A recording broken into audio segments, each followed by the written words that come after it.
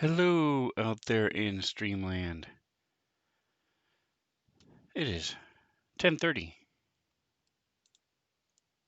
Pacific Time on Tuesday.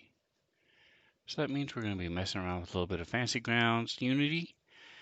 Today we're doing something a little different in that I'm starting a new campaign December 2nd or 3rd. Um, let's see, the 2nd. December 2nd, I'm starting a brand new campaign. It's going to be pretty cool, pretty cool, pretty cool. Uh, So I'm just double checking to make sure my volume's okay, make sure everything is wondermus as we expect it to be. So the point is today we are going to be getting all that set up. I've done about two things, two of the steps that I need to do for.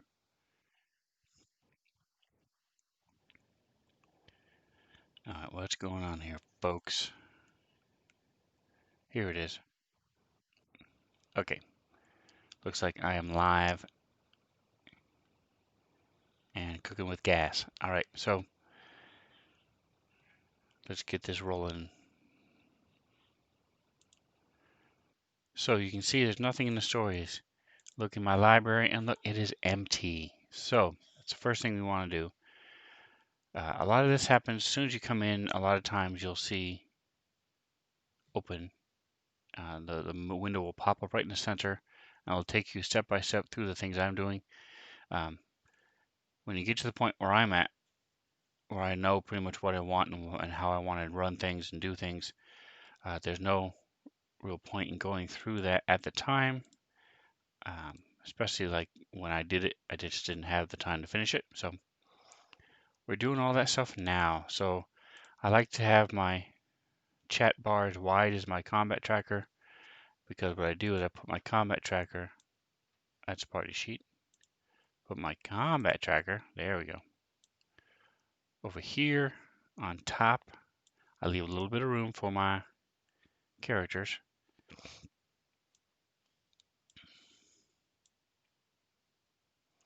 Alright, so this style of combat tracker will only go as small as this. So I then unlock the chat, move it out to the edge. Doesn't matter, not really, but this way I can still see what's going on in the chat with the roles and everything else that's happening. And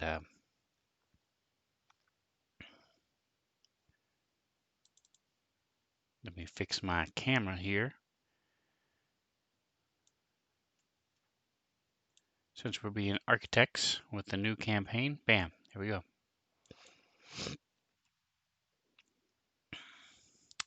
Yes, folks, here's some free ads for XSplit VCam. This is not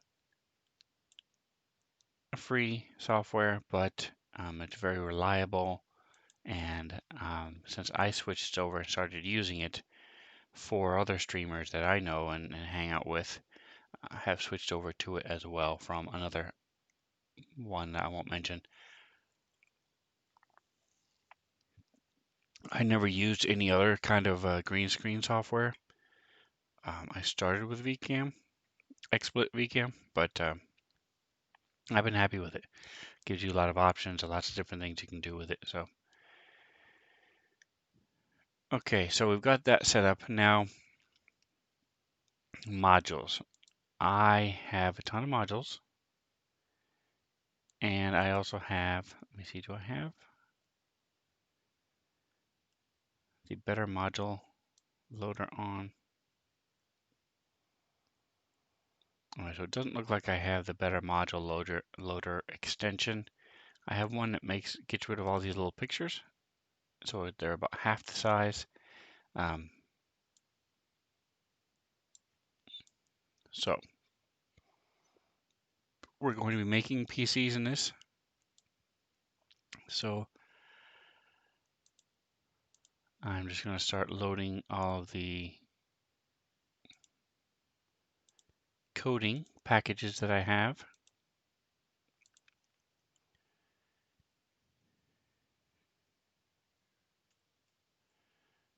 You can hum the Jeopardy theme while you wait. So what these do is that when you, so say you have a, I don't know, you find a wand of magic missiles. Well, in order to just within the item itself, it just says this cast the spell magic missile.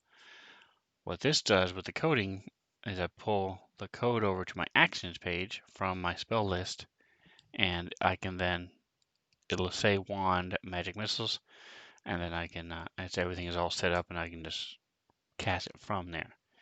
All right, I'm not doing any of the solo adventures. So I will be Wednesday night, by the way. I have a special one-time Wednesday night with my brother and I. Also on the YouTube channel, if you look at my videos, you'll see Dungeons and Brothers. So my brother and I have been running through the solo adventures. It's been pretty fun. All right, I want the trinkets. All right, so what we're doing, I'm going to be doing the Dragon of Icespire Peak. Dun, dun, dun.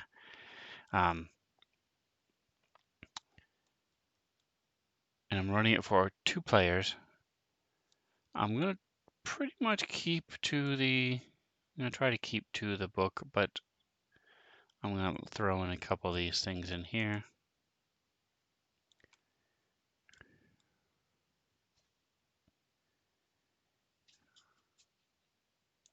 Trying to go too fast. Definitely want some calendars in there. I love the calendar function. It's so nice to keep track not only of the date but the time, because you can track time. So it's extremely helpful. I think I'll go with calendar character options, maybe. We'll see. I'll load them now, and if they decide they don't want them, then I'll get rid of them. We need the Dungeon Master's Guide. That's a big one, so it's going to take a little while. Yeah, it's my brother and my son. It's going to be the 3 of us. I think have a really good chemistry. My son especially has a really good sense of humor, and my brother is extremely organized, and so I think altogether the 3 of us melding, working, laughing, should be a lot of fun. All right. You know, neither one of them have ever done the Lost Mines of Phandelver. I'm half tempted just to start them with Lost Mines of Phandelver, but I don't know. It's been overdone, I think, but we'll see. Player's Handbook, of course.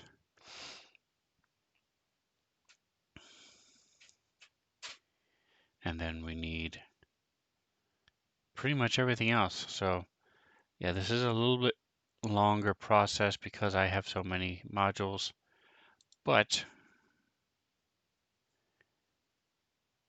you only have to do it once. Sorry about my pooch, folks. His name is Parker. Parker, come here.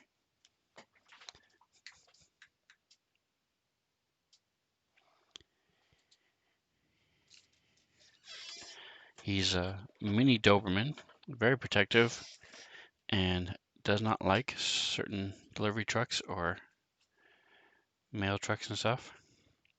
So he barks at them.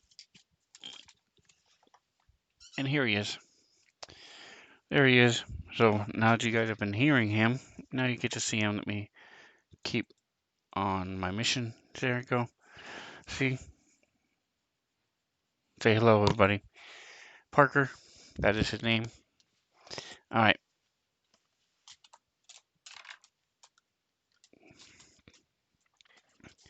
Back to business. Sword Coast Adventurers Guide. So I'm loading all these things not because I intend to use every single one all the time, but because for character generation, I want them to have as many options as they want to.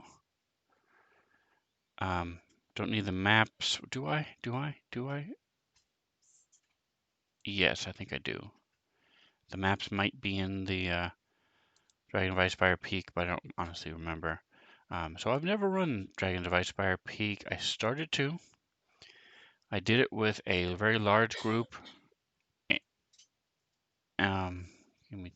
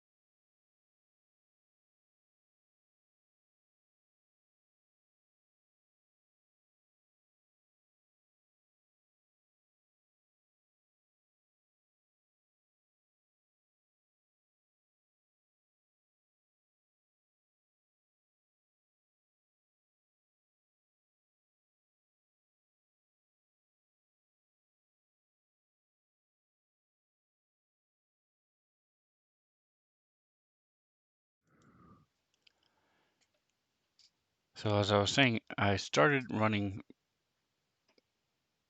Dragons of Icespire Peak, and then COVID happened. So we sort of pretty much dissolved that group. But what I had been doing was just a lot of incorporating a lot of homebrew in it and things because the group I was with was very experienced, and so just throwing orcs and kobolds, they would be yawning in their seats. We use a lot of stuff from the Alien Bestiary, which is an amazing book. You should definitely check it out if you haven't already. Um, and adding different, vampire roses and this meteorite dragon that came and hit the ground, and they went and had to go retrieve some of the meteorite that was there, and they found that the actual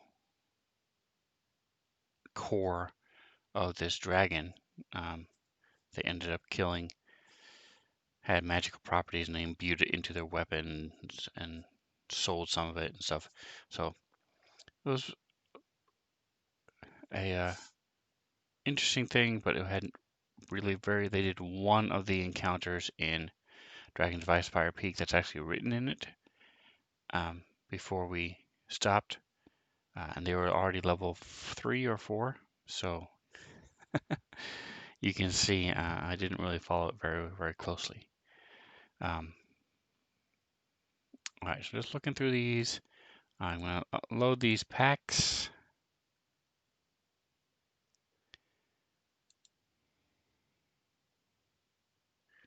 Grappler's Handbook. Um, Grappler's Handbook is really well written. If you're interested in getting having a fighter, or actually anybody who wants to be hand to hand, an actual grapple, it works out. The way they do it and the way they wrote it is really well done. So I would definitely suggest that to anybody. NPC quirks is pretty well done. Uh, NPC voices, I did, so of course that's awesome.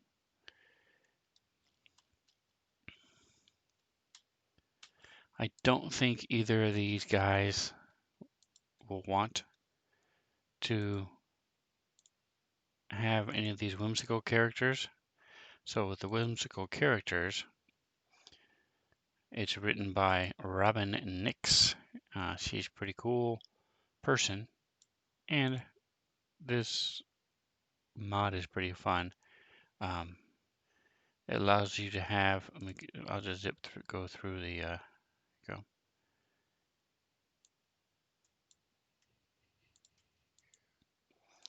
So it allows you. These are all the different races you can have. It talks about incorporating them into your 5e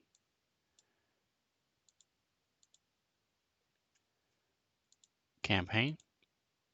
Well, I'm sorry, what was this? I know I keep flashing it back and forth. Not helping anybody, but there's new Aarakocra, and so which are bird people. So they come up with quirks with the eagle, a fowl, an owl, a raven, and a tropical. There's bearkin, and again different type. So there's quirks and also different types. So black, brown, and polar bears. And then you have the canid, which are obviously dog people. So there's the herding canid, the hound, the sporting terrier, wild, and working canid. There's critter folk, which bat, mouse, rabbit, raccoon, and skunk. So those are the two I've actually used. I'm personally playing a skunk critter folk, and I have a player who's playing a raccoon critter folk. And then there's the hippoton, huge hippopotamus men, lizard folk, a little bit different than the traditional lizard folk. They have chameleon, frilled, gecko, horned, and swamp lizard folk. And we have different versions of the tabaxi. So we have the Arctic, grasslands, jungle, mountain, savanna, shadow, and urban tabaxi. The ungulid, which are basically different subraces of horse type, things like horses, giraffes, deer, moose, and then camel. So you can pick which one you want. Zebras, zebra. So it's a fun little module you can pick up on DM's Guild if you're interested. Dogs with clothes feels weird. Yeah, I agree, Atomic Hero Squad. Welcome, welcome. So today we're loading up a brand new campaign, getting everything ready and all set. So I loaded up all my tons of books for it. I was just going over some of the races you can be. Not sure that my players will want to be some of those animal type races, but I want to have the option there for them if they want. I also need to make a couple of the sidekicks for them. I'm not sure which one they're going to need.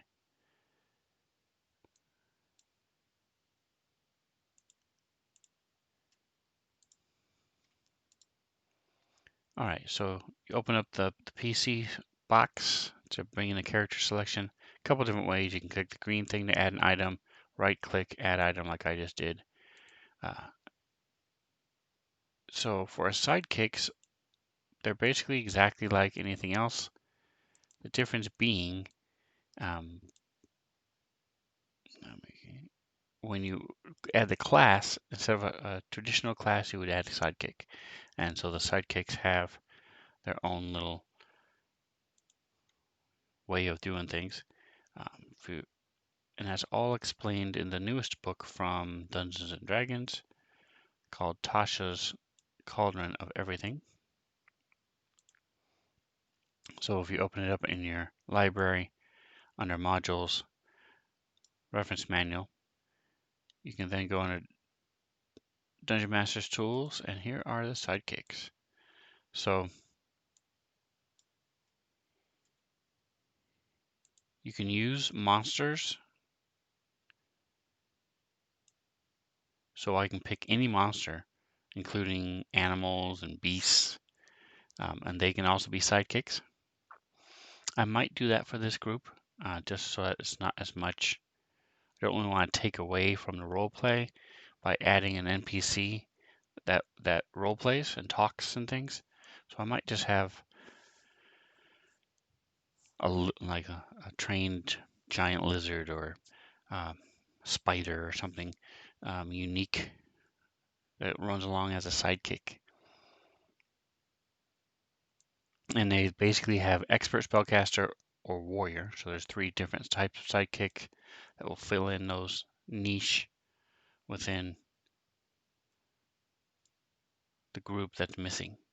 Since I only have 2 players, I might even have 2 sidekicks. Again, one as like a person guide or a uh, trusted friend or somebody, and then like an animal or a monster sidekick.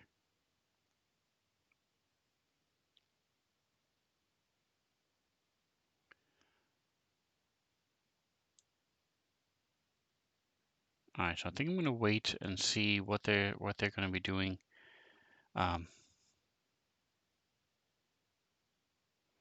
Sidekick always stays the same level as then. Here we go. Ability score increases. Okay. So it breaks it down a little bit so you can see how this works. Here are the experts. So they're a master of certain knowledge, or it says scout, a musician, a library, street kid, a merchant, burglar. So if you just have a fighter and a wizard or a cleric, they have no idea how to detect traps, or if you do find a trap, you don't know how to get rid of it. So you have a sidekick that comes along as an expert, and so they just have these different little features that they gain. They don't have all the crazy stuff from each class, and it makes it each one of them has just 1 or 2 little things each level, and it makes it quick and easy to use, maintain, stuff like that. Some people have also suggested using sidekicks as player characters for first-time players because they're a little easier to use. They're not as clunky as a traditional one. So here's your spellcaster. Pretty self-explanatory. So spellcaster can be wizard or cleric. That type of, depends on what kind of spellcaster you want. They classify it as, like a wizard, a priest, soothsayer, performer, a sorcerer, a person with magic in their veins. And again, they just have this basic. You can go healer, prodigy, or mage. And the last type of sidekick is the warrior. So here you have a cook, you have the wolf. I was talking about having an animal that goes along with them. Um, Town guard, battle trained beast, any other creature that's honed for combat, soldier. And again, you have these other different abilities that they can do. They only have proficiency in 1 saving throw, and depending on a type, you get to pick which one it is and stuff. So it's pretty well done concept. I like the ideas and the new touches, Cauldron of Everything. It was also covered in it was touched on in the Dragon Device Fire Peak and the D&D Essentials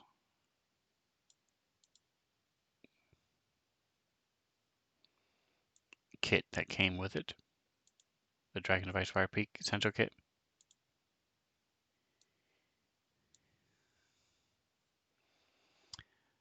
Sidekicks, sidekicks. So here they had actual pre-made sidekicks. So she's a healer, he's a human expert, he's a moon elf warrior, she's a halfling spellcaster healer, another healer,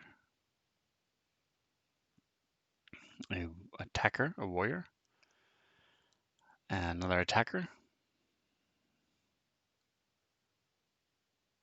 another attacker, and then a human expert. It looks like a guide. So you have all these different sidekicks that they could. They have them pre-made, pre-built, ready to go, and each one also has. Some of them have different aspects of them. So like this one can be a mage or a healer. So they built both of them for you. You just open them up, boom, there they go, and you use them as part of your group.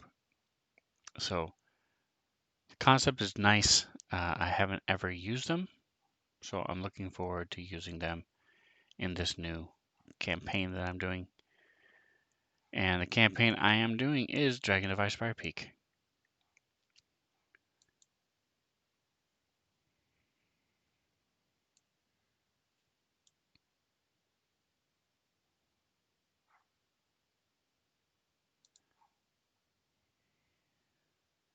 So the cool thing about the Dragon Device Spire Peak is it comes in the D&D Essentials kit, and so this is made for relatively newer players and a newer dungeon master.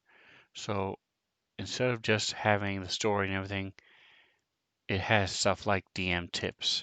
Um, and built within this now is the Fantasy Grounds version, has how to do it, all these different things in Fantasy Grounds.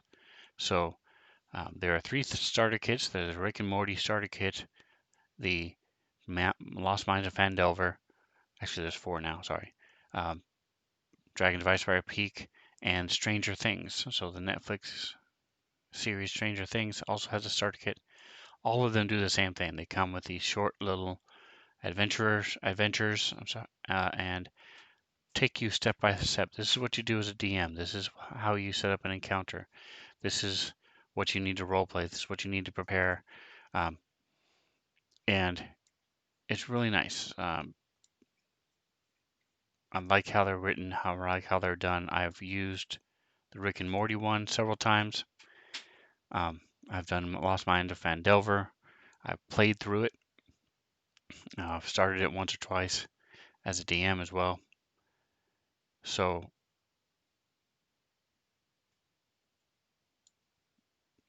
I do like how, and it even has a link to the rule book itself.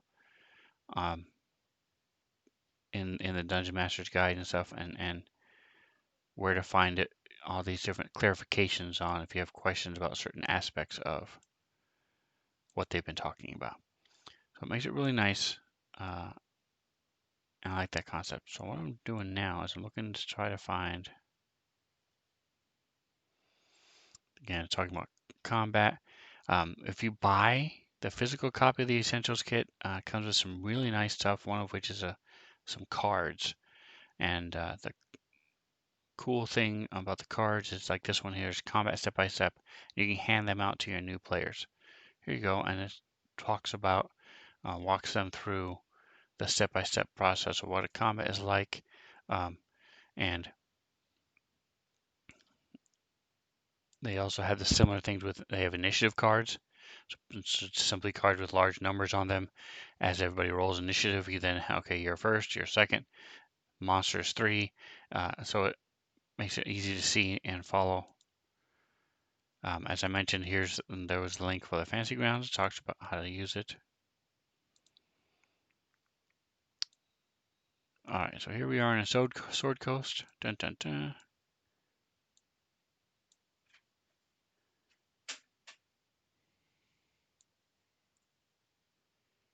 We start around Neverwinter, if I'm not mistaken.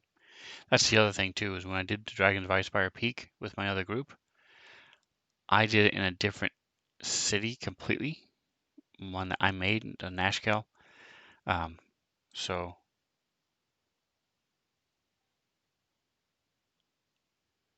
cool. So this is the map, the player's version.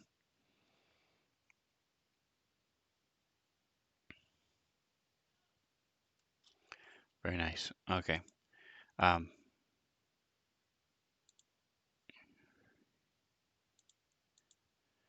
this is all this different. I don't need any of these. Here we go. So let's go with first session. Again, it talks all the way through how to create a character. It has some pre-made available as well. Um,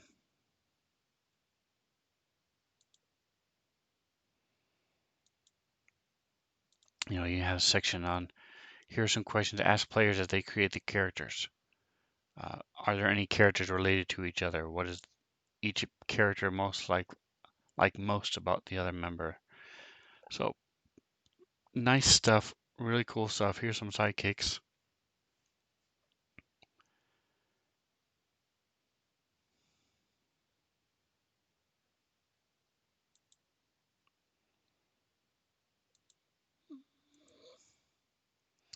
Here we go. The adventure begins. So they're in the mining town of Phandalin. Okay, I thought it was Neverwinter.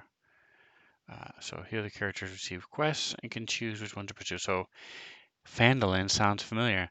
Lost Mines of Phandelver. The characters are going to Phandalin in that adventure. I think what I might do is do the Lost Mines of Phandelver to start.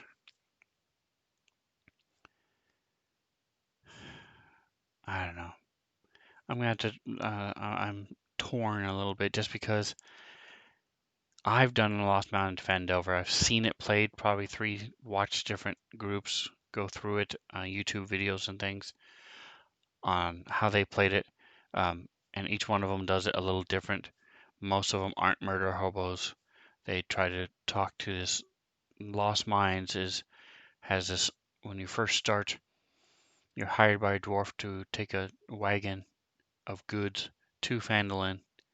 On the way, uh, you come across two dead horses, and that's the dwarf that hired you, horse and his friend.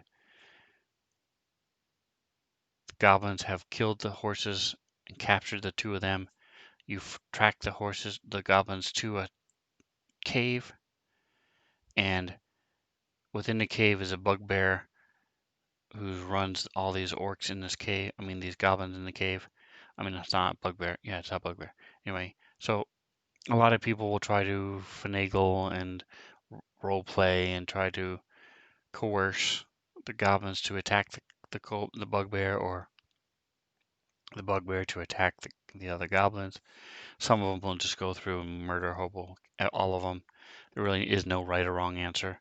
Um, they're evil creatures. They need to die anyway. So regardless, you rescue half of it, and then the dwarf is taken away um, before you get there. So you rescue his friend, but not the dwarf himself. So then you have to go deliver the rest of the goods to Phandalin, and then after that you go hunting for the dwarf. And that takes you up to level 3, level 4, something like that. If you do the whole adventure. Um, so I could do something that I could do that. I could do incorporation of, because the reason why I would want to do that, even though it's very trope and a lot of people play Lost Mines of Phandelver, is just for exactly that reason. It is trope. A lot of people played it, and if people bring it up and say, "Oh, hey, what did you think of Lost Mines of Phandelver?" and these two players have never played it,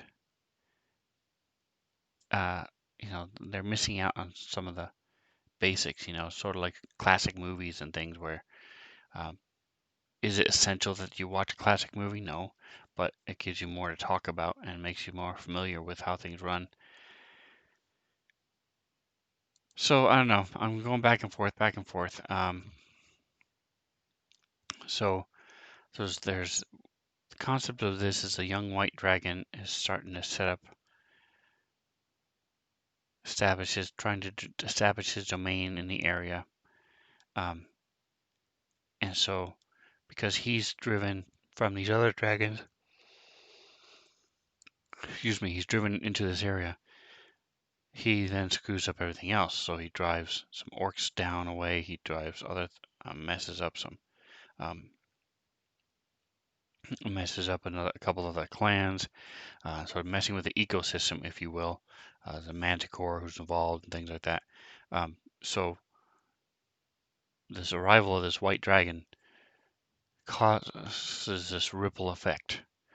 So now we're in the city of Phandelver, and all of a sudden these orcs are attacking this farm and have taken over this farm, or the Manticore has been doing this, or these excavators over on the other side who have been mining and excavating this ruins have been attacked or disappeared, or you need to escort some supplies to a lumber camp.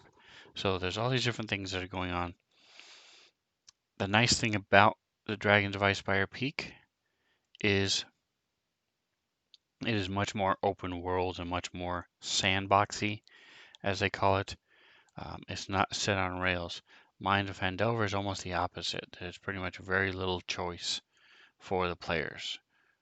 You're given a task, and you're following this task, and there's really, you have to do A, B, and C. You have a little bit of choice of do you do C first or do you do B first, but other than that, it's pretty much railroady. Whereas this one is, okay, you have a message board in the middle of the town with these 8 options. What do you do?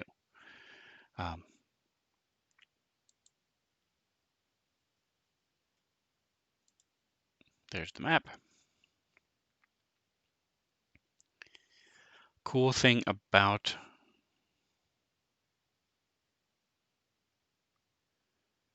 Unity is you can now set the distance.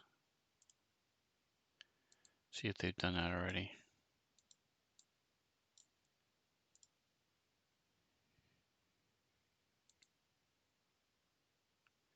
They have not. All right. See if I can remember how to do it. Actually, I'm going to worry about that later. But what you can do, so here it is. It's right here. Distance suffix is feet.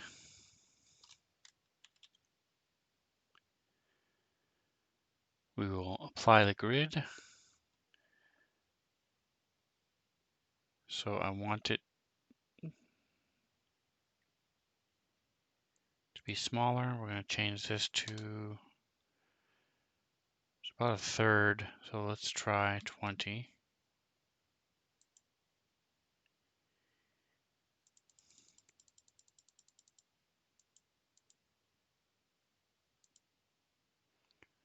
Well, my friends, that is darn near perfect. The cool thing about this is I can make it mostly green and then mostly gone. So it's pretty much gone. Distance multiplier is 20. So now I draw a line starting from the 0.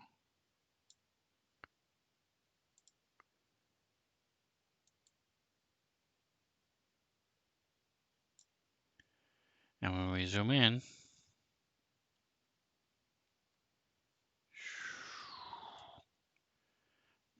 that's 220 feet. If I go right to where it is, that's 200 feet.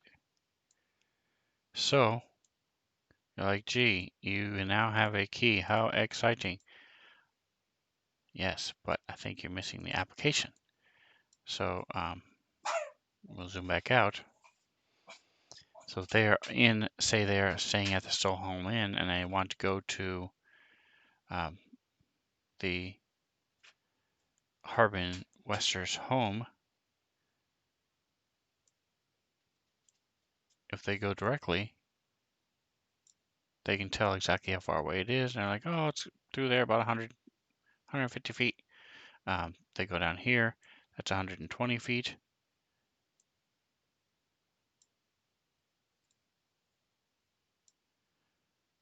$300 feet to go from here down and around. So makes it really nice. You'd have very specific, map specific. You can say mile, you can say yard, you can say acre, any kind of setting you want for the maps. If you have a hex grid map, you can go hours, so you can say this is 6 hours away. Makes it nice.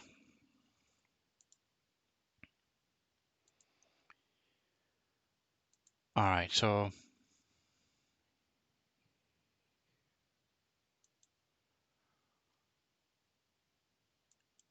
I do like the idea of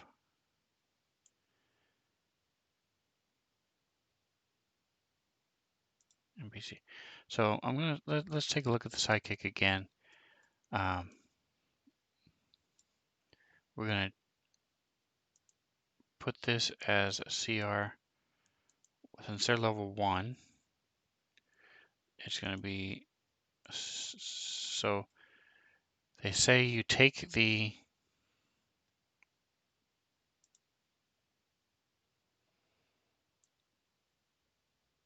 monster.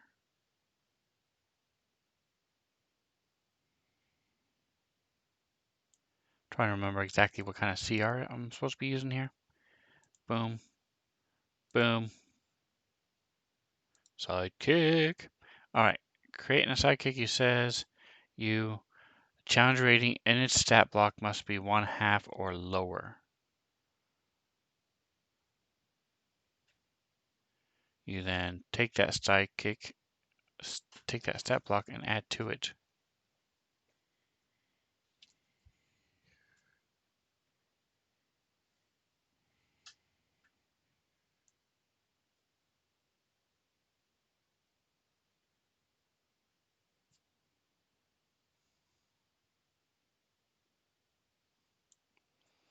All right, so I'm going to take this out and drag it down to my hotkey in the bottom. So I have access to it whenever I want it. Whenever I want. All right, so he says 1/2 or lower. So boom, 1/2. See, we could have a zombie. Do a little, a couple movies. See a feral zombie. A giant amoeba. Ooh. uh,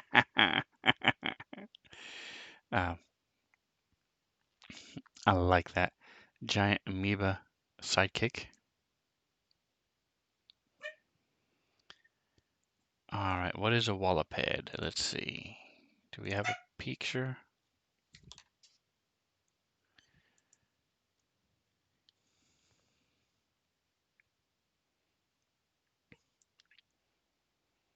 It's herd animals native to cold planet. It's got 8 legs. Very cool.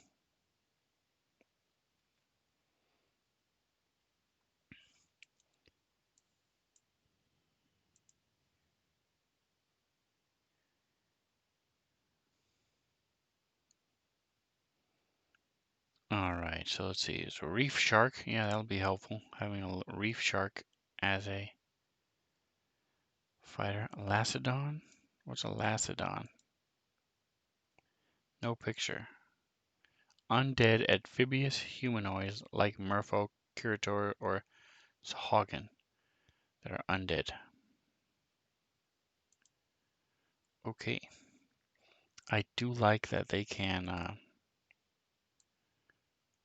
paralyze. That will be helpful.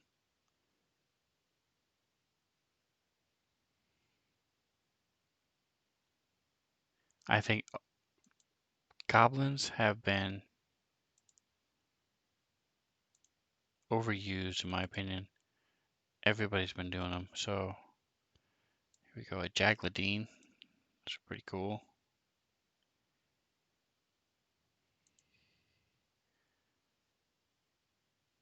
Tall, spindly creatures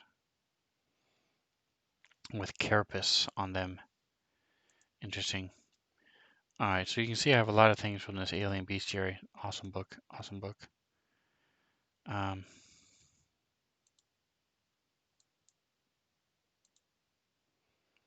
you can see, very good artwork. A little too strange.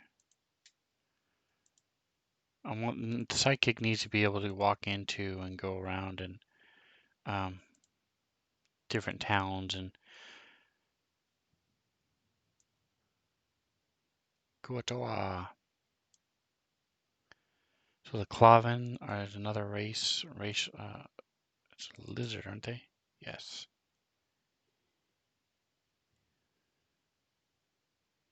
They could easily pass as a lizard folk. I might go with the Klavan, so we'll see them.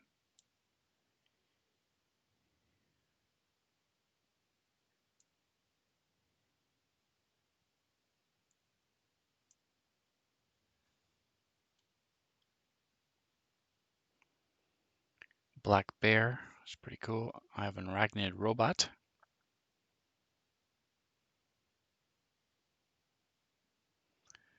All right, so out of the stuff I've seen here, crocodile.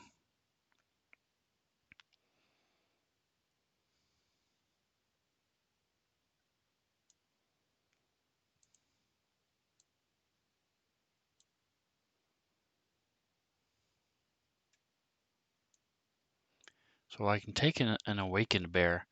I wonder what CR those are. And awakened simply means that the creature can speak. Alright, so I don't have the book that has the awakened creatures in it. But I can just make anything awakened, so that's fine.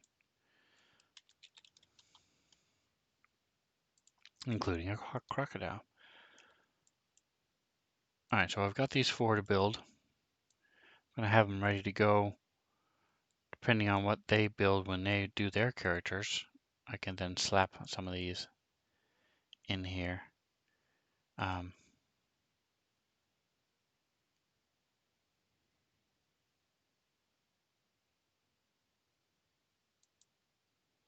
So for the Lastodon, what I was thinking of this as a childhood friend.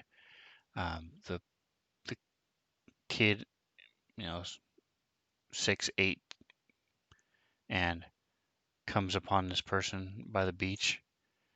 And it's not until he's, a couple years later, after they've become friends and talking, and he spends time with his new friend, that he realizes that this thing is undead, or it tells him he's undead.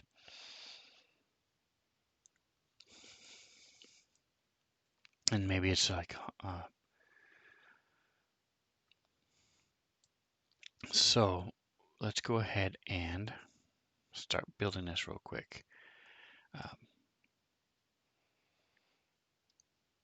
Race is Cloven.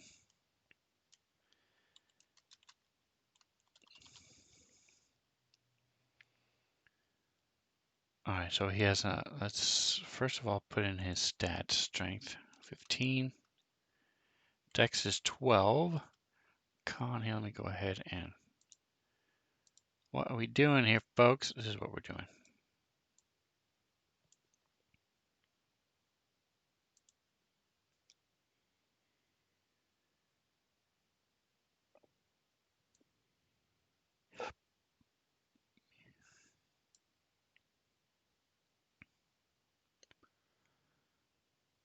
Constitution is also 12. Intelligence is 8. Wisdom is 11. And Charisma is 10. Alright, so we have a base to go off. So he has a natural armor of +3.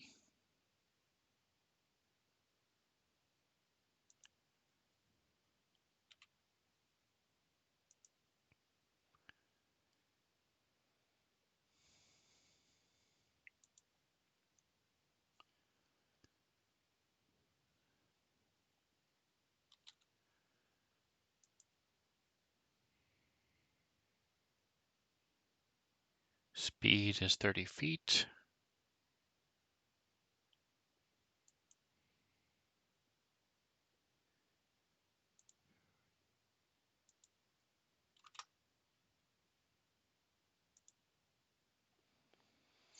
Alright.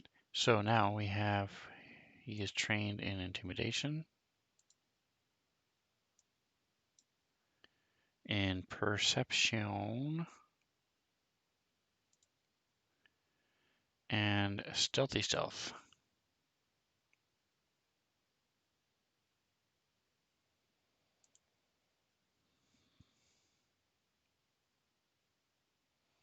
So I'm not going to give him all of these damage resistances. So there are 3 to choose from. I'm going to say he's resistant to 1. And we're going to go 1, 2, 3, 4, 5, 6. 1, 2, 3, slashing. So he is resistant to slashing. So we will add this here.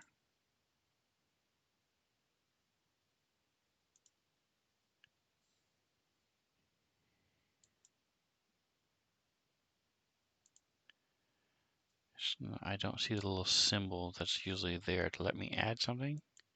So I'm just going to drag a spell over here.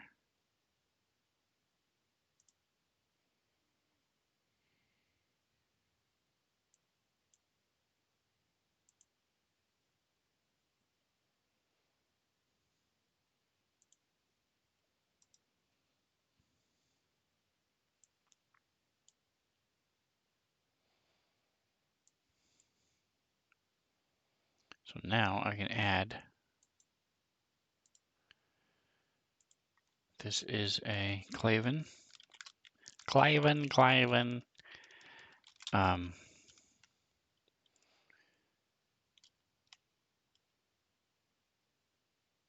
Hide. I want to say tough hide, so they know what I'm talking about. Tough hide. He's not hiding, he just has hard skin. He has, so that's slashing.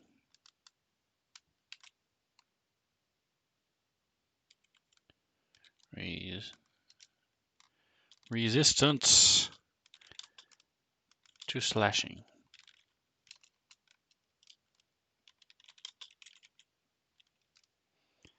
And then you go click, you go add action, you go add effect, you go open up the magnifying glass, you go explaining what it is. It is tough hide, semicolon, all caps, resist, colon, space, lower slashing,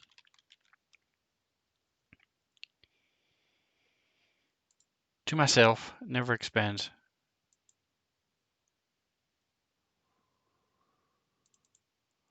Let's find a portrait for this guy, shall we?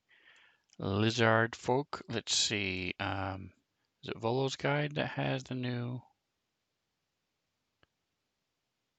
stuffity stuff?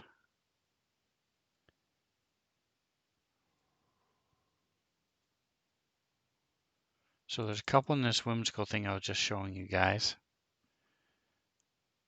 Lizard. So there's these three. I don't like any of these three for him.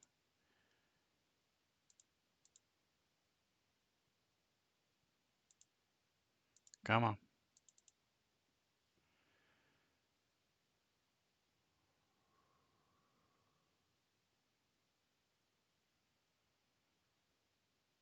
Why am I not seeing Volo's Guide?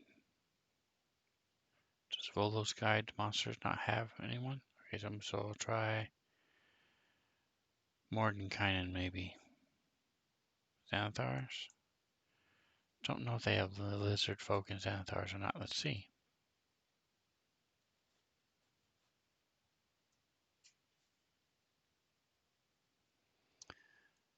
They're Dragonborn. I might just make a token from him because he has a token. So just use his. Boom. For now. Again, I don't even know if they're going to choose him. I mean, if they're going to need him. So close enough. All right, and the reason I did that because I wanted to put him in a combat tracker. Add this effect to him.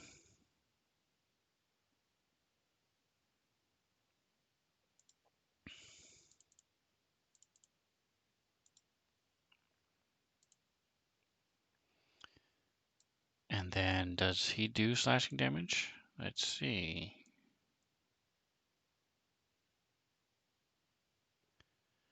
Battle axes slashing damage. All right, so let's see. Damage is 5, partially resisted. It works. Woot. All right. Oh, this is miscellaneous.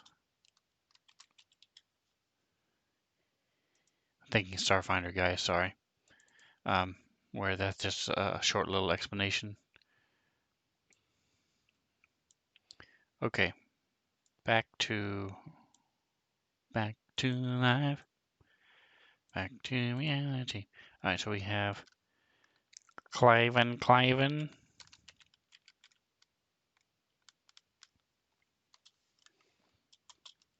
SK for sidekick. I'm actually going to put the sidekick S to the K in the front. They don't get backgrounds, so we don't have to worry about the rest of that. All right, so senses, dark vision, 60 feet. Can I drag this over?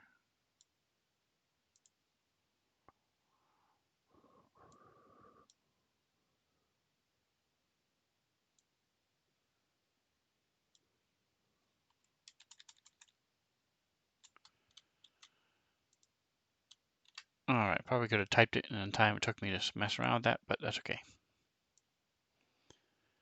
Dark vision. They speak common.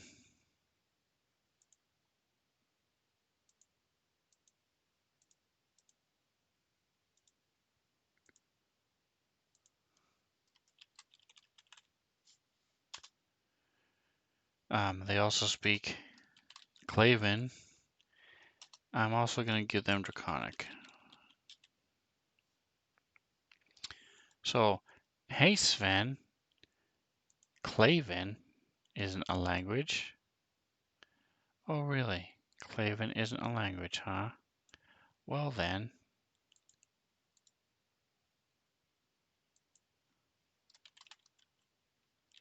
How about them apples, huh? And because I have a special thing loaded, we're going to make it dead space. So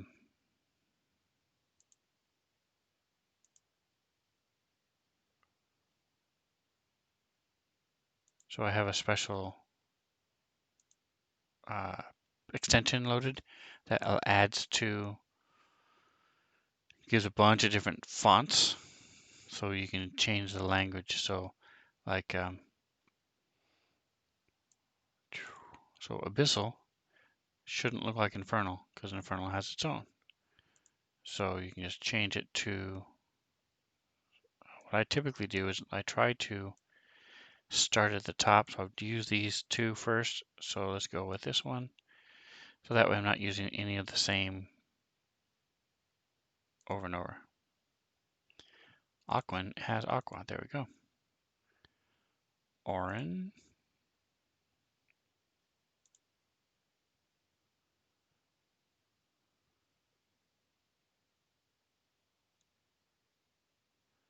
Giant.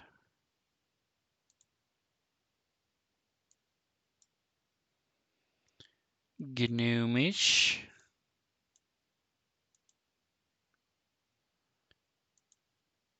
Gablin. Halfling is already done. Ignan. Ignit. Ignit.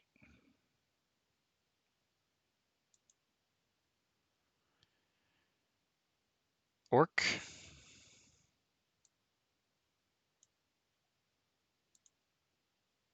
It's all Greek to me. See what I did there? Yeah. Sylvan, I'm going to leave as Elven unless Sylvan is there. Is Sylvan an option? No.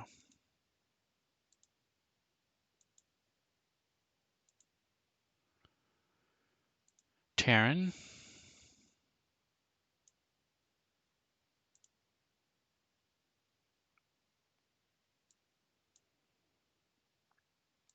And finally is Undercommon.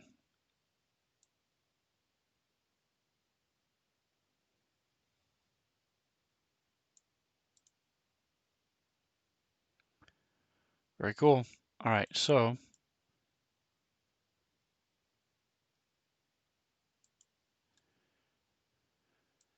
and if anybody's wondering, you can then go down here to Klavan. You can say, greetings, adventurers. How are you? And that's what it looks like.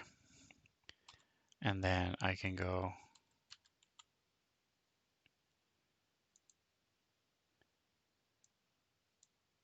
say Undercommon.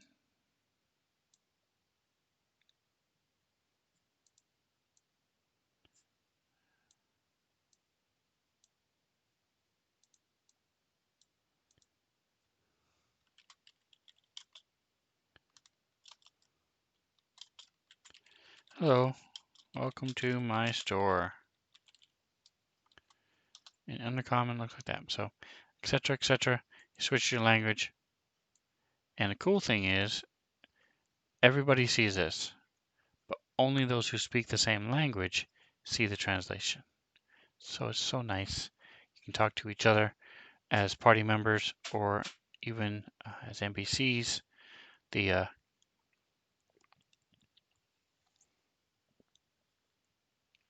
what I like to do is have the orcs talking to each other. And so I'll use this, and you hear this, and I type it, and then they only those who speak Orcish can understand it. And it's really pretty cool. It's up to them to tell the rest of the group. All right, so I think he's done. Let's see. We've got. I don't know that I'm going to use a lot of these special traits they have.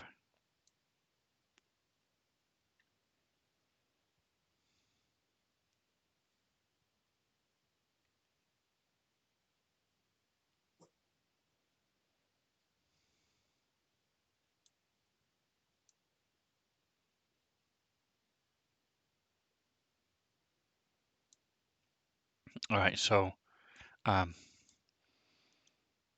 we will go to abilities. We will go to traits.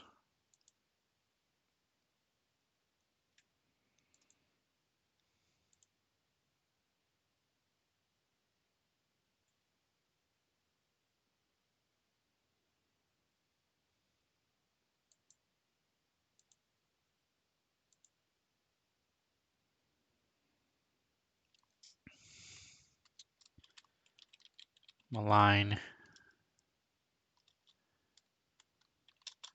influence. There it is. That's what I was looking for. Thank you, thank you. Malign influence. Now I don't need to worry about all of this stuff. I'm just going to go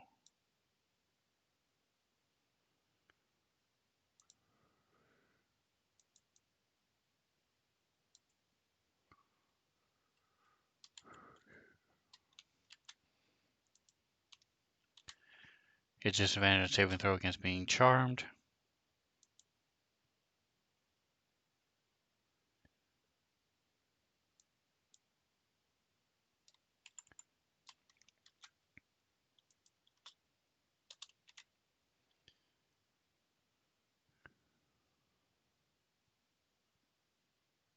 He has disadvantage on saving throws against being charmed, so he's easily charmed. Interesting.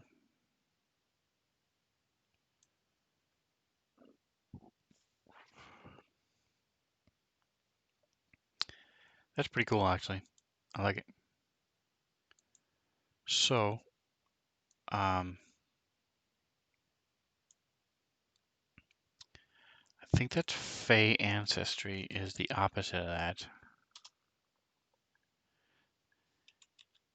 Ancestry, let's see if I spelled it right. I did.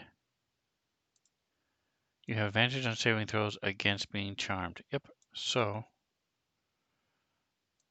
what I'm doing is looking how to code this. So we throw this over here. Add save type. Okay, so what we're doing with him,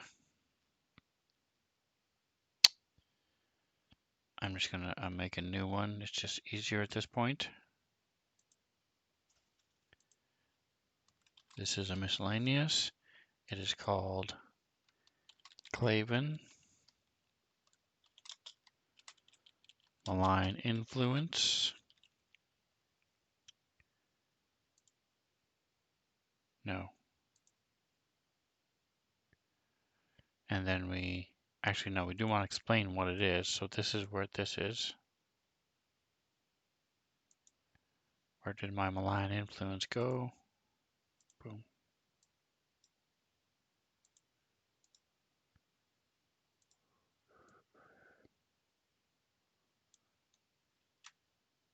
Put in here. So I like making sure that everything is explained over here.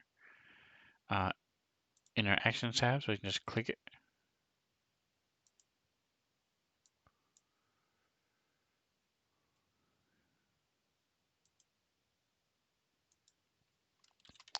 The Claven's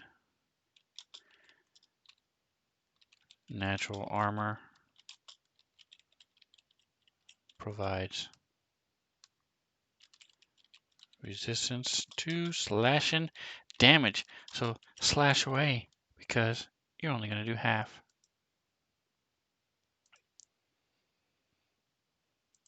All right, and then we go add an effect. And that effect, my friends, is going to be, I get rid of my silly person.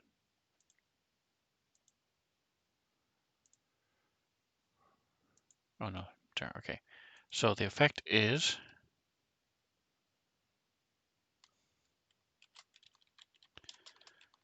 malign influence.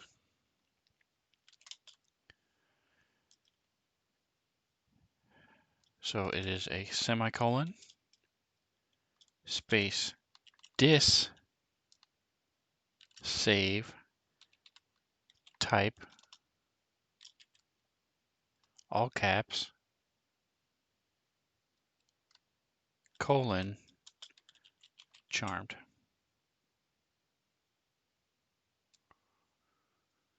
Self,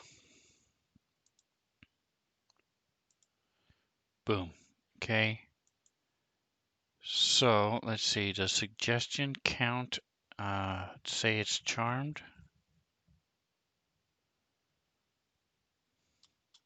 I'm trying to think of a spell that has, well, how about charm monster? Charm person, whatever. Charm person, boom.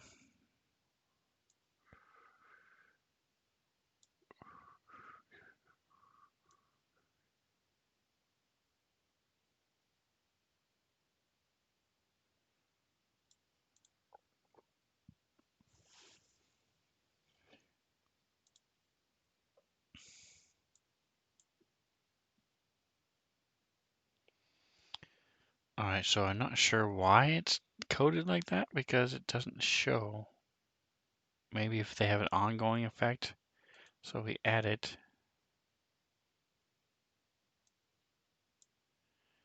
And now free rolls.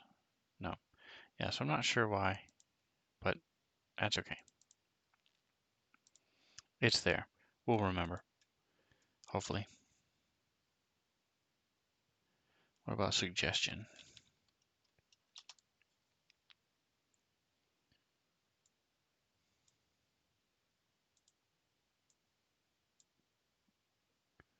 No. Okay.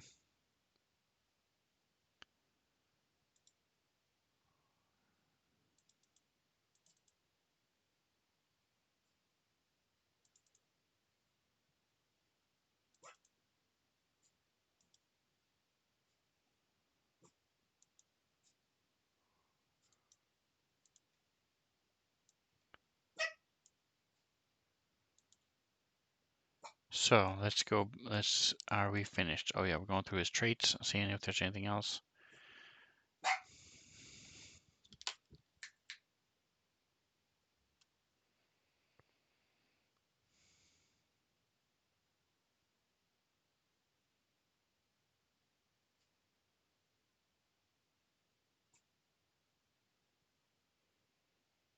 This specifically says Claven allies within 5 feet. Pack tactics. Advantage on saving throws against disease and poison. So that is Dwarven resilience. So let's try Resil.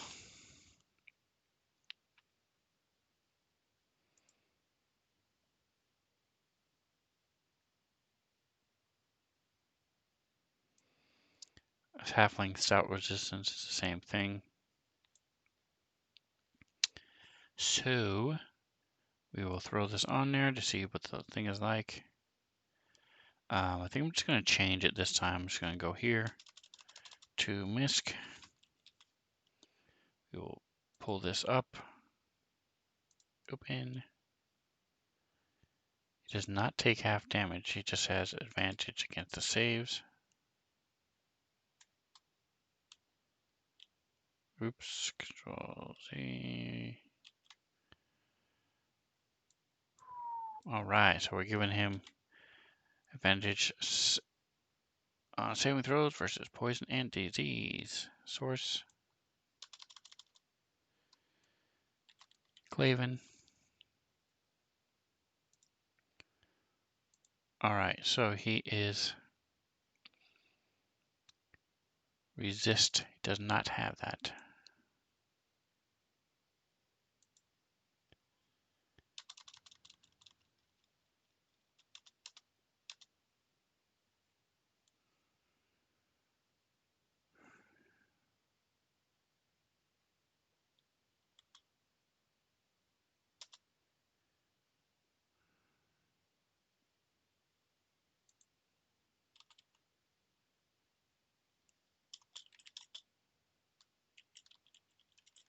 Poison and disease.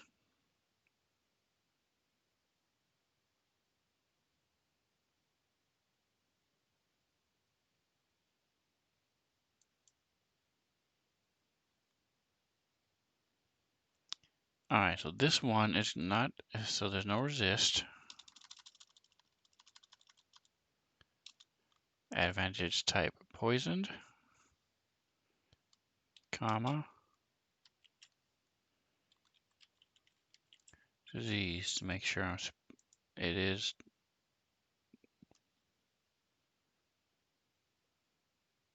Oh, I don't even see it listed here, so that's not going to work. I'm just going to say single disease. I think it's disease, not diseased effect. Anyway. Alright, so there we go. That's that. Except this is Plagueborn. Claven.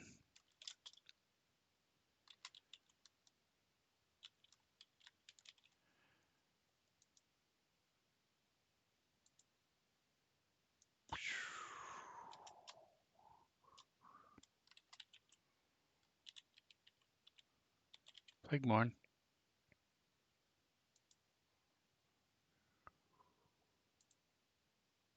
And instead of Stout Resilience, give away Plagueborn. Alright, so this is how you build a new NPC, a new PC. If you want your NPC to be a sidekick.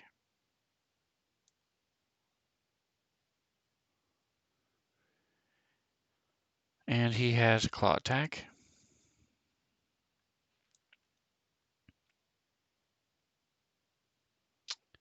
Well, let me build a new weapon. Let's see. That's alright, so I'm gonna go like this.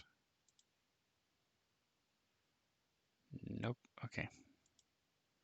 So we go into inventory and we go equipment. I'm just going to go into items.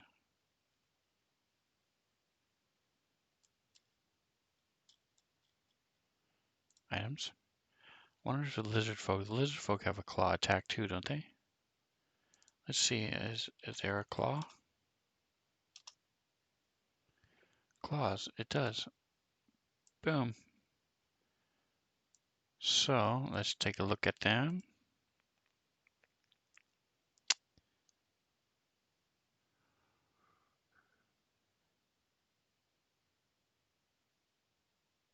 One d6 plus 2. Okay.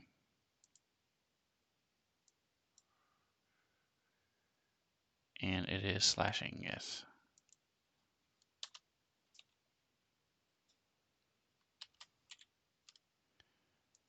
All right.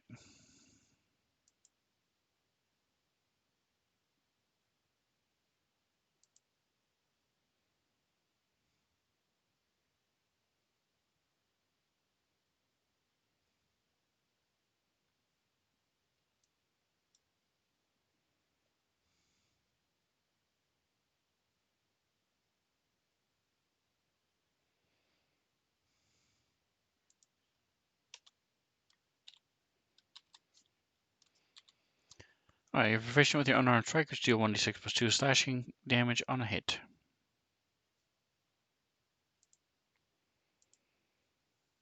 So now they are equipped. So now in actions, you see nothing. Why don't I see anything? Okay, go back to abilities, go back to, inventory. Unequip them, equip them.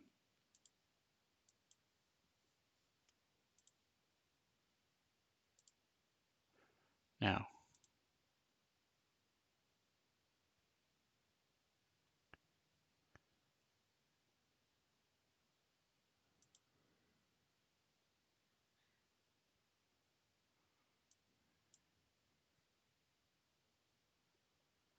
that's weird. It should be working. I don't know why it's not working. Give me...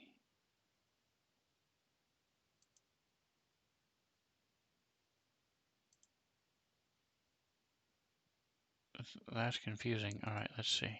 Which one is the one I changed? Let's see. There's this one? No.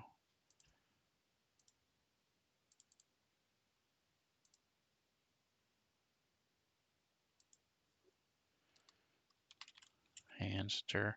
All right, so I'm going to go with, open this up. Is it listed as a weapon? It's listed as a weapon.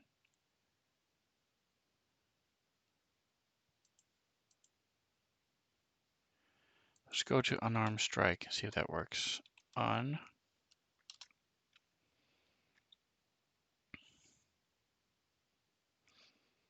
This is in the items. Yes, so I am correct.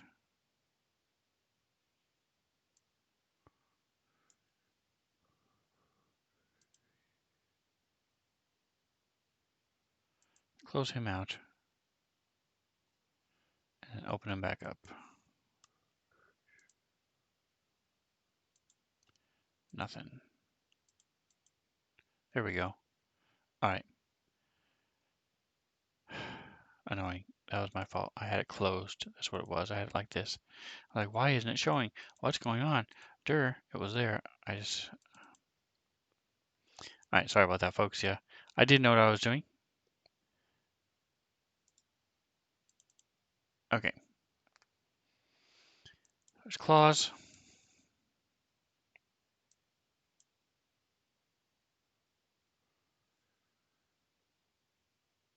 Abilities, I will put here, in the traits, I will put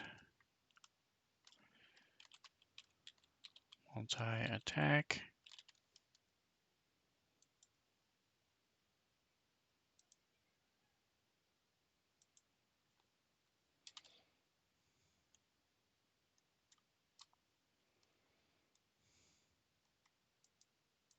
I'm going to keep it that very specific thing. So they have to be able to, they can only replace it with a battle axe if they want to keep the multi-attack trait.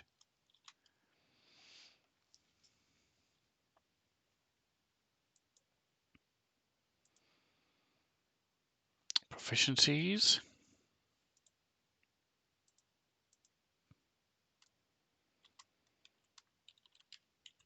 Battle axe.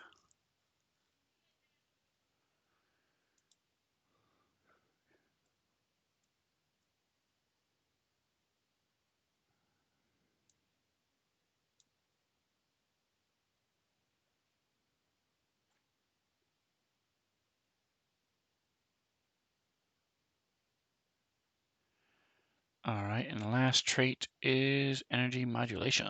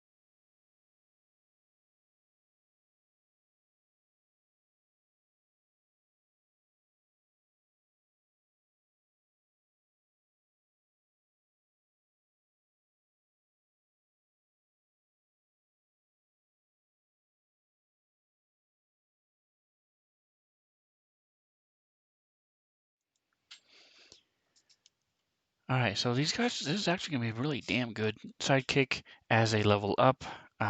Yeah, it's a little overpowered for level 1. But it's nice because the adventure is built for 4 to 5 players, 4 to 6 players of level 1. Um, and so having something that's a little OP for now will be nice. Energy modulator. Okay, everything I just typed didn't work.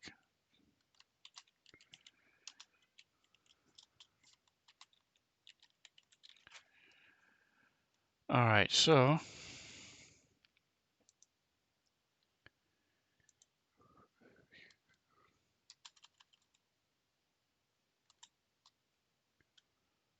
Control C, boom, Control V. Whoa, dude, what just happened? Control C, Control V. There we go. All right, so it takes necrotic or radiant damage. Cliven can shift its internal energy balance to absorb that damage, and until the surface next turn heals number point equal to the chosen type it would have taken. Wait a second, Control Z. So hold on a second. Shit. Control V. There we go. So until the start of his next turn, he heals a number of hit points. Okay, so the initial attack, when it takes the damage, it heals a number of hit points equal to chosen it otherwise would have taken. So the initial damage, and then until the start of the next turn, any other damage it takes of that type, it will heal it. Okay, so it's not really crazy. It's just not gaining temporary hit points. It's just it has to have been hurt in the first place. And it's only once a day.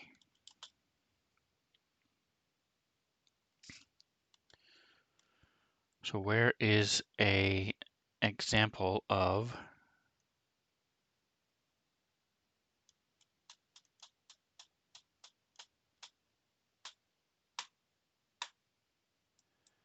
what's something that a person does?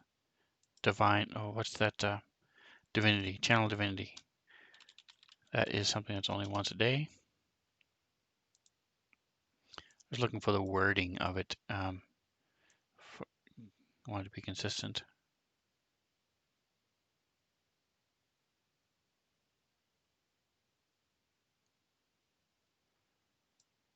And it's not there. Okay, so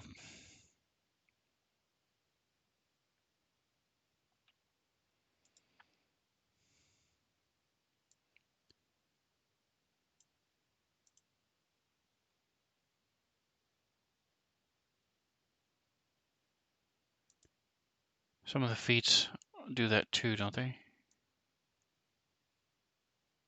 Lucky.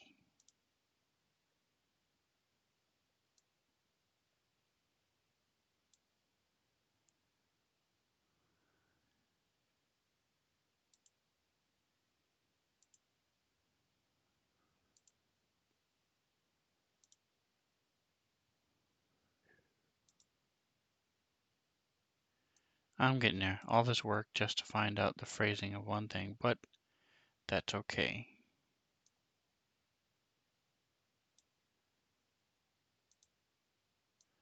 I want to be precise.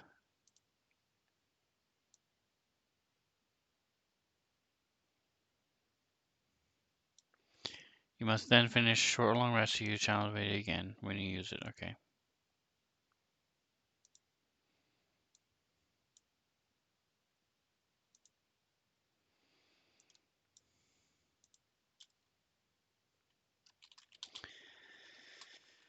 The Claven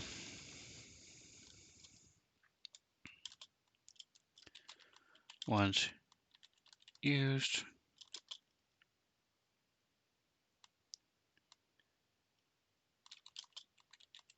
Klavan must finish a long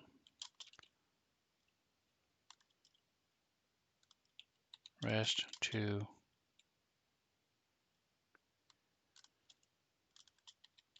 use energy manipulation again.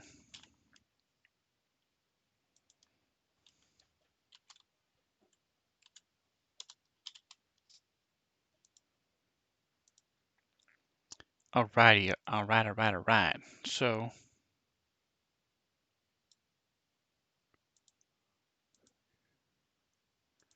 I'm going to put it in here for two reasons.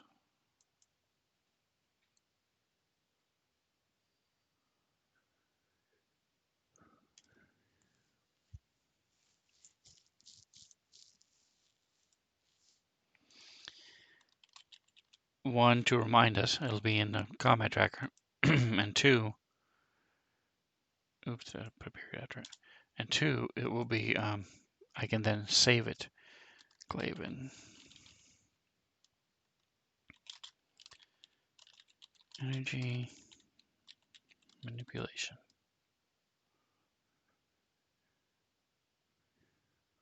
Alright, so we then give it a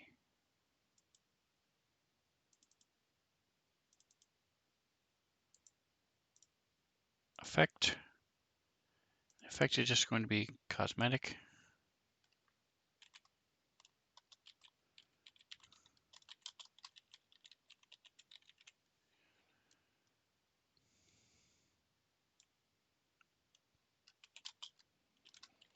Heals.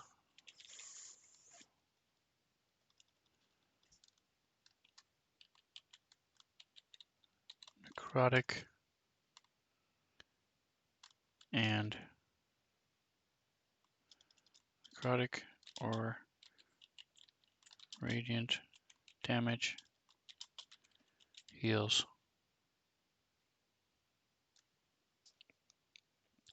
Self. Okay, so it's just cosmetic. It doesn't do anything except show up on the combat tracker. But what it does do is open this up, which then allows them to see exactly what this does.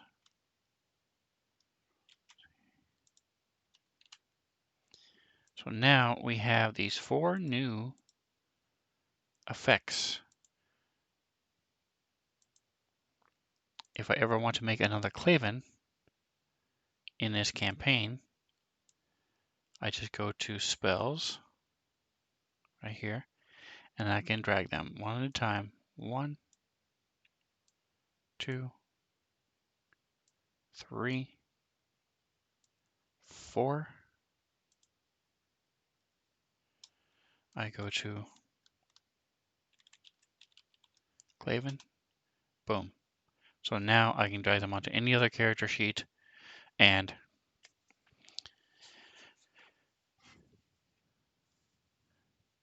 they will have these abilities, which I can then easily make into. So let me make sure I have them all here. Yes, all explained. I do.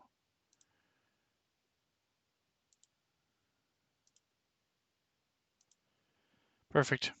So in these 4, I'm actually going to open up these because what I want to do is, again, is this really important? No, but I like to be precise.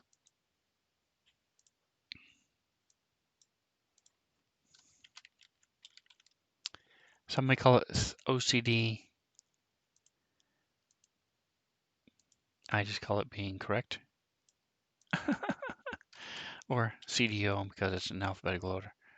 There we go. All right, so now that they're done, boom. Okay, so now we are done with Sidekick Klavan.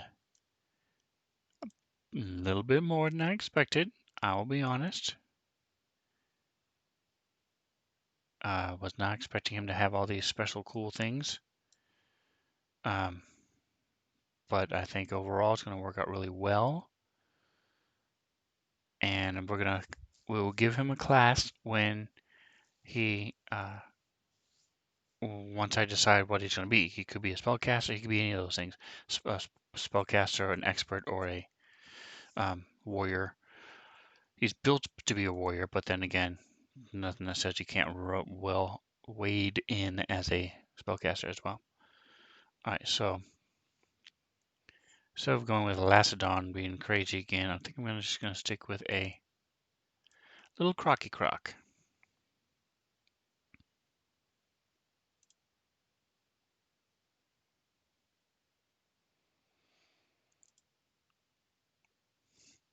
Sidekick, Crocodile.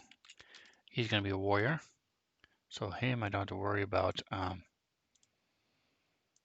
not knowing what he is. And I'm going to have it be an awakened crocodile. Maybe he was cursed. And maybe there was a wild magic surge near his nest when he was an egg and imbued him with speech. Who knows?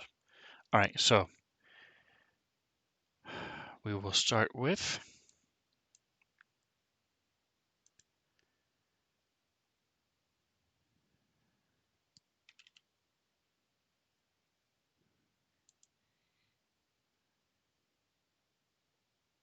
speed is, we will open this up. His dex is 0, so he's going to have an armor of 2 and a base speed of 20.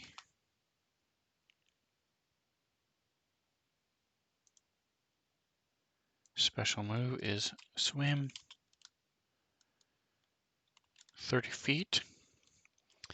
All right, so I'm just going to be doing the same thing with this crocodile, and then I'll be hanging up. I know this is longer than usual. I don't normally go this long with my getting ready for using Fantasy Grounds, but building sidekicks, I think is a nice endeavor. Just, let me see, do I have? I don't like having no pictures here, so I'm just going to throw something in there to take its place for now. Let's actually go to my assets. What you call me? Tokens, and we'll go with, let's see if I have a crocodile token. I do. Look at that. Look at that. Bam. That's what I'm talking about. Impressive. Okay. And I'm actually going to put this.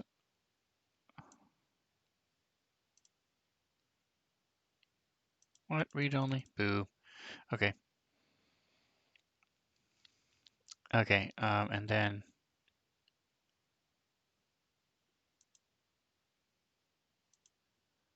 race.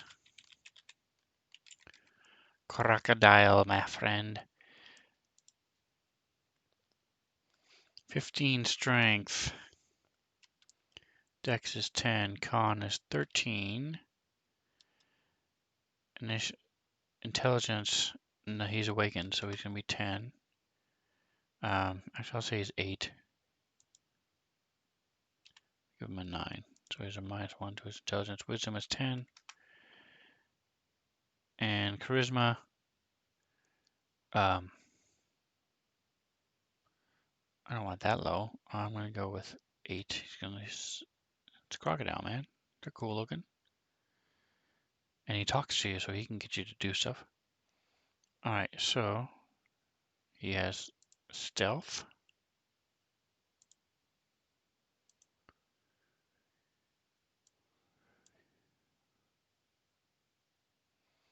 All right, so now under abilities, under traits,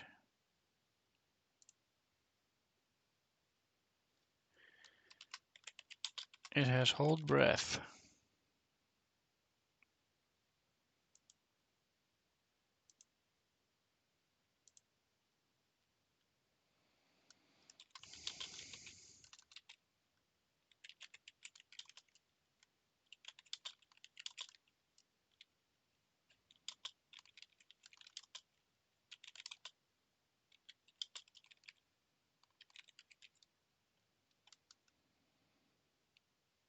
Crocodile can hold its breath for 15 minutes.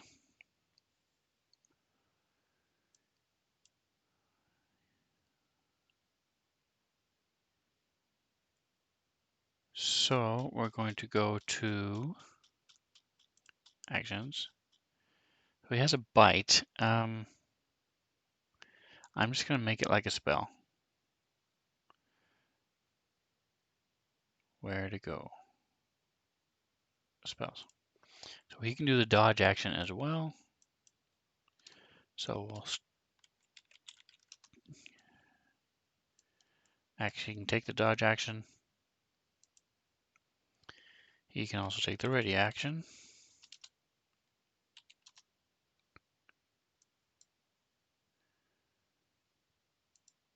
All right, so now, so we're gonna just put actions.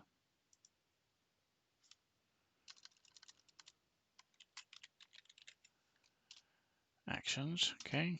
Oops. So now we make a new one. I'm gonna call it Chomp. Why be boring? Call it Bite. Add the action so that it's going to be an attack.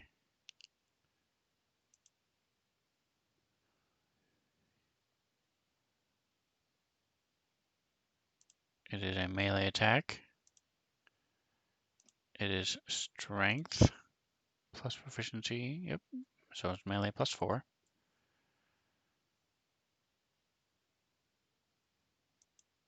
No save. And then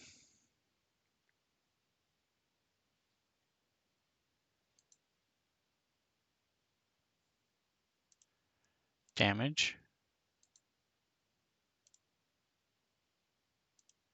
and effect. So the effect is that he is grappled.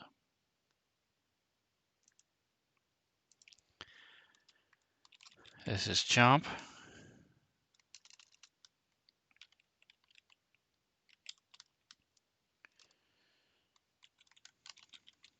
Grappled.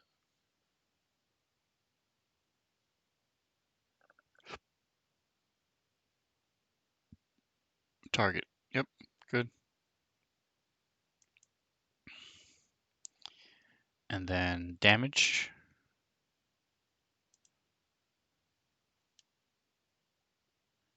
Give me that old 10-sided. Bonus is strength, stat, strength. And it is piercing damage.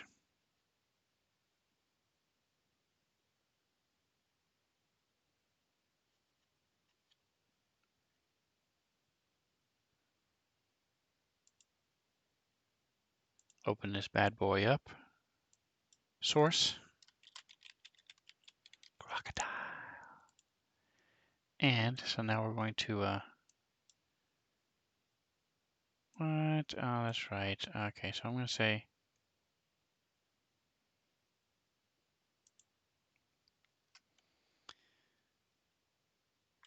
when the chomp is successful, the target is grappled until the grapple ends. The target is restrained, and the crocodile cannot bite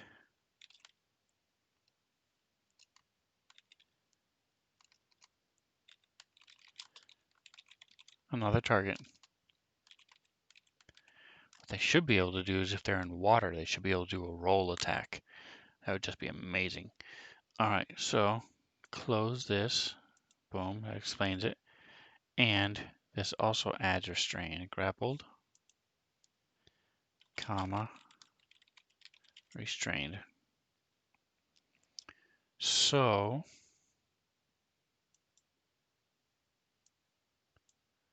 Boom, chomp restrained. Let's see if it works.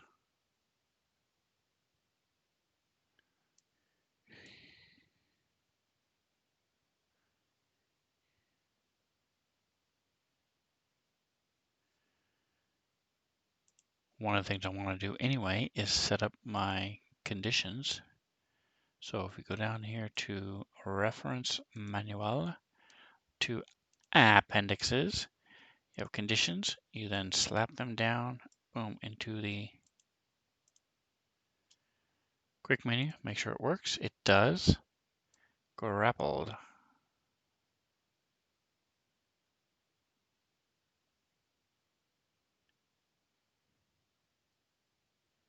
Restrained. Attack rolls against the creature have advantage. So I should have had advantage. Why didn't I have advantage?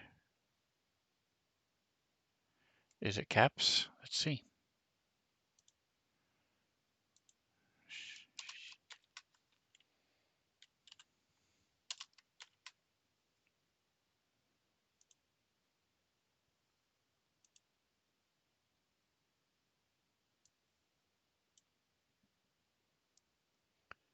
I should have had advantage. Why doesn't it?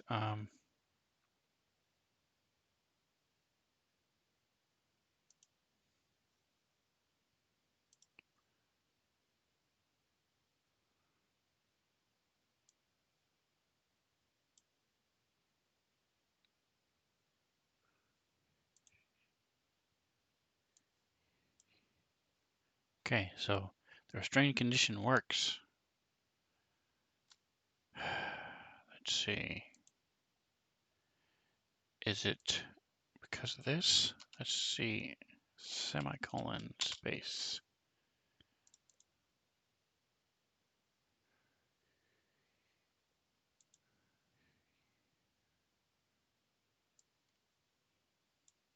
There we go. That's why. All right, so now I know how to type it out. Close all these, fix this. Don't know if it matters, but I'm going to fix this anyway. Make it caps. Restrained. Okay.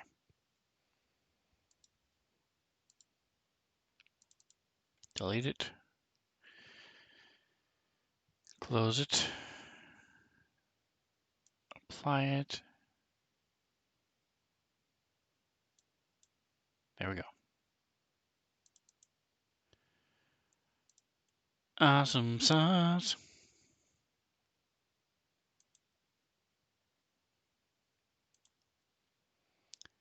Okay, so what size is this thing? Yes, I forgot to check. Large.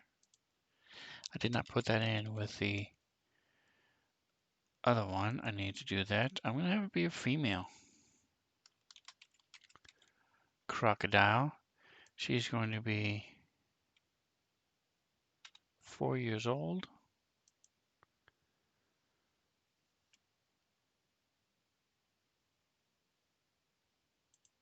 Boom, boom.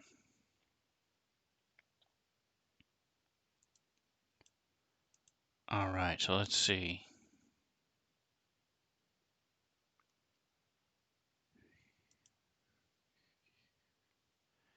Let's ask someone and see. Monster crocodile intimidates shark. That's pretty funny, huh?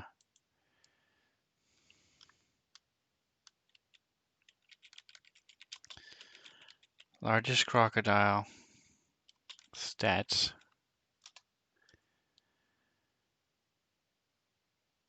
All right, so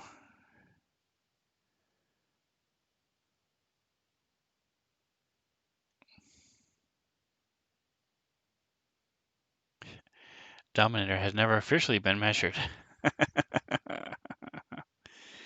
Oh, that's funny. All right, so she, here we go. I'm trying to find out the weight.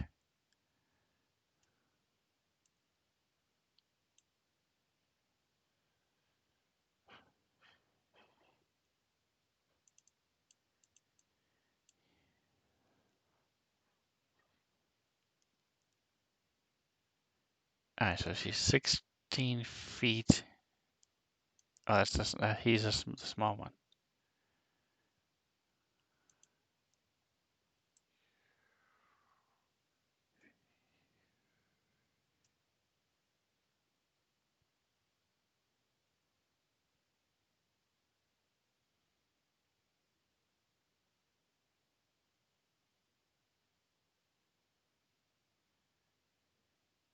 £1,000. Okay, so it gives me an idea. The biggest crocodile species.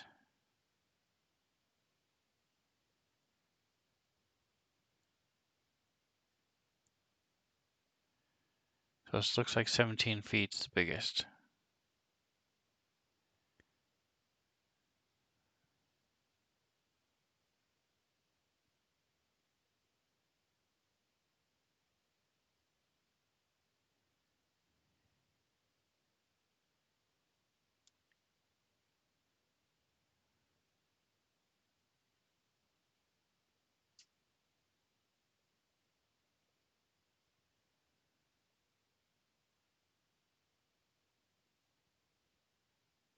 So it doesn't give me the actual amount. 5+ meters. Doesn't tell me, and it doesn't tell me the weight.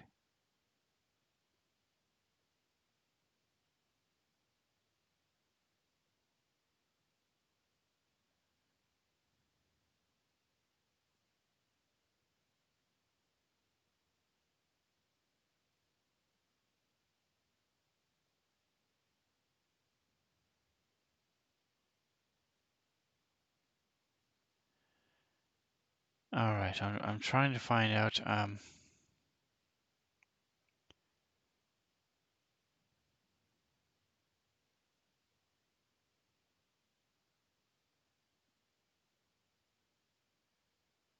Okay, so we're just gonna go with. Okay, here's Dominator, 20 feet, weighs more than a ton, 2,000 pounds. So this is a giant crocodile, a large. So it's a abnormally large, larger than normal. Oh no, it's not. It's a regular crocodile. Okay, so she's going to be 15 feet long. Where is it? Notes. I make her 16 feet long just to be weird.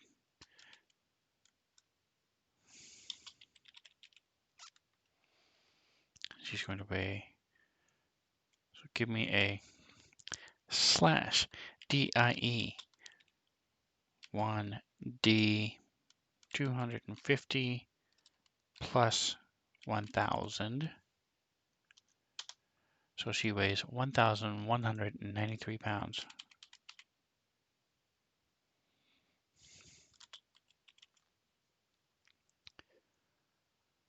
Awesome. Okay, so we are ready to go. Oh no, now we're going to put our class in there as a warrior. Class. So you notice there's a fighter if you want to be a PC, but if you're looking for the sidekick is a warrior, so they're different. Here we go. Boom. So she gets to pick 2 skills. So that's going to be athletics, definitely. And probably intimidation, because this thing can come up to it. Plus she talks. So intimidation. Bam.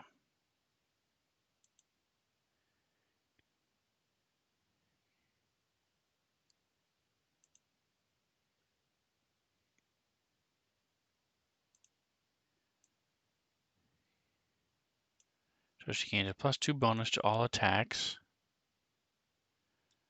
So her chomp will get a +2. So let's go into here. And go here. She gets a bonus of 2.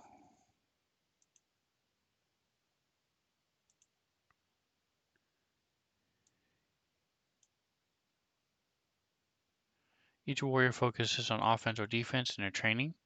So she's an attacker. So we go to abilities, we go to martial role, colon, attacker.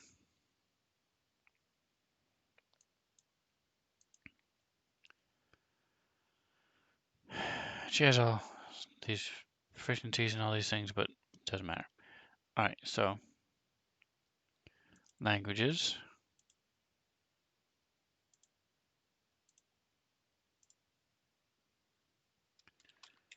Common, beast, which is a thing I always have in mind because forest gnomes have it.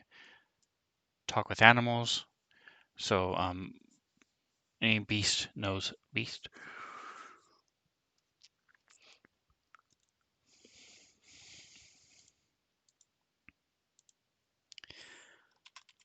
All right, so again, that was options, and then you click on the very, very bottom here. It says languages.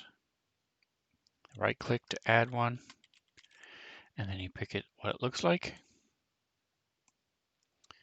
I think I was down to the H's, so we're going to go with Khazad-dûm. Yep, just making sure it's not anywhere else. Beast.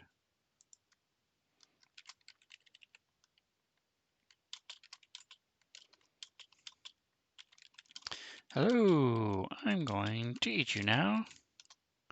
And that's what it looks like if you wrote it out.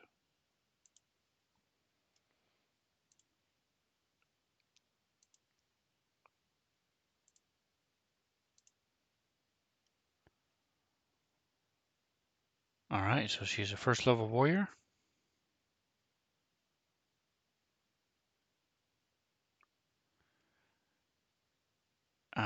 So that gave her a 4-sider plus her con, so that's 5. So I'm going to put her back to 33 because that's what she started with. Okay.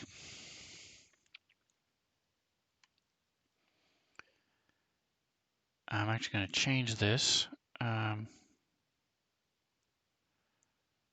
Class plus base plus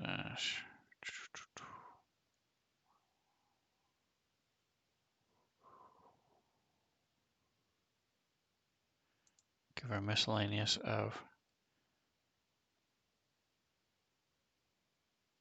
8. So every time she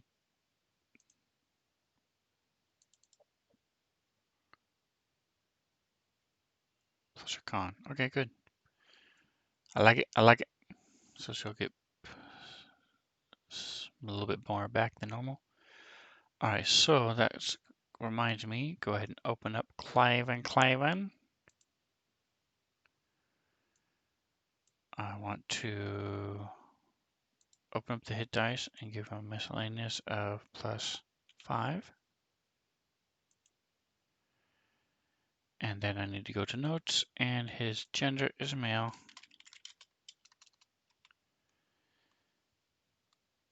Age.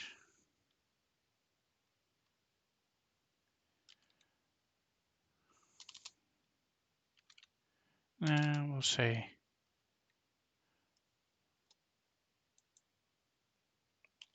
DIE.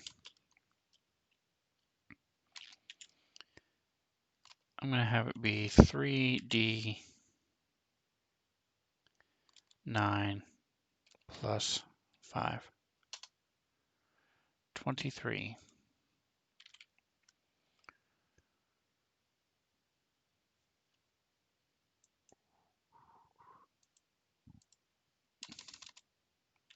I do not remember.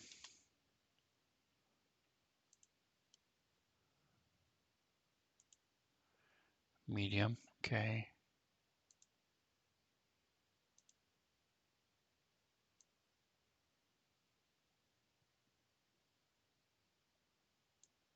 Okay. So we're going to say it is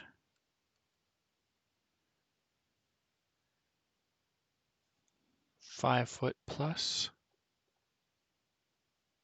11. 5 foot 11. Be pretty stocky boy. Do they have tails? I don't remember.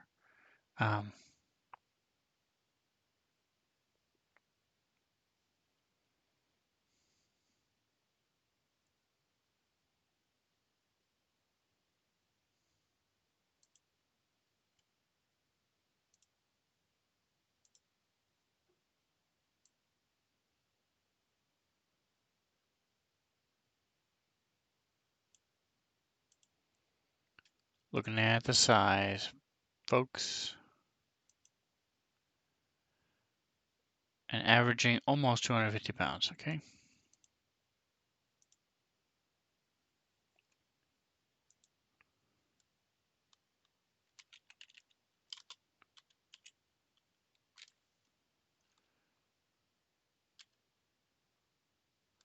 I don't know what I'm thinking. It's DIE.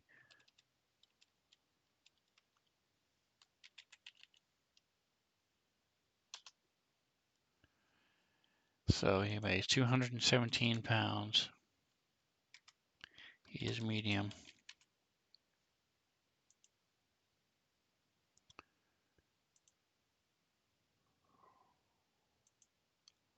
All right, so that is where I'm going to end it for today, folks. We have got all the modules loaded. So now when they're ready to roll up their own characters, they're all set. They have all the options available to them. I've made a couple sidekicks that they can then pick and choose. I will then pick and choose from once we determine what their actual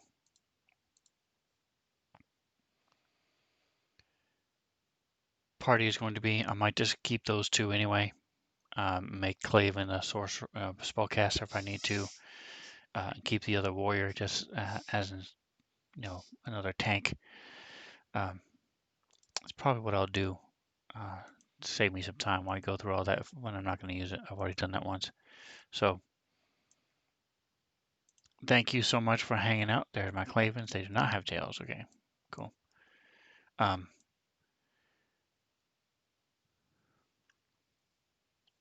Thanks for hanging out with me, and like and subscribe if you want to see how this plays out. I'm going to be doing these on Wednesday nights starting December 2nd at 10 p.m. Pacific, so UTC -7.